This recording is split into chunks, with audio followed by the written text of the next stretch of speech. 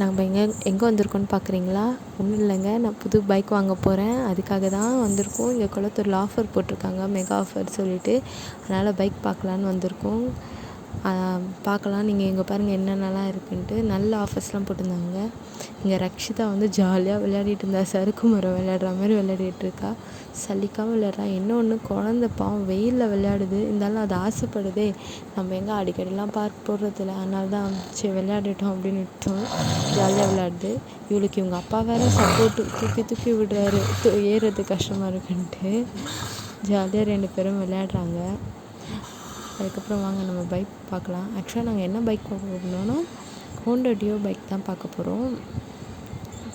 அதுக்கு முன்னாடி இவங்களாம் விளையாடிட்டுருக்காங்க, நான் தான் பேசிகிட்டு இருந்தோம். இங்கே பாருங்கள், இந்த பைக் எனக்கு ரொம்ப பிடிச்சிருந்தது. அழகாக இருக்குல்ல. சரி பார்க்க அழகாக இருக்குது, வாங்க தான் முடியாது, அட்லீஸ்ட் உட்காந்து ஃபோட்டோவாவது எடுத்துப்போமேன்னு சொல்லிட்டு நானும் ரக்ஷிதாவும் மாறி மாறி உட்காந்து ஃபோட்டோ வீடியோஸ்னு எடுத்துகிட்டு இருந்தோம்.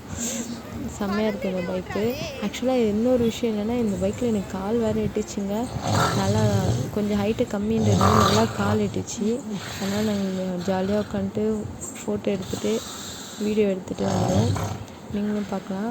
சரி, நான் அண்ணா பைக் வாங்கினேன், பைக் வாங்கிட்டு உங்களுக்கு அதையும் வீடியோ எடுத்து போடுறேன், சரிங்களா?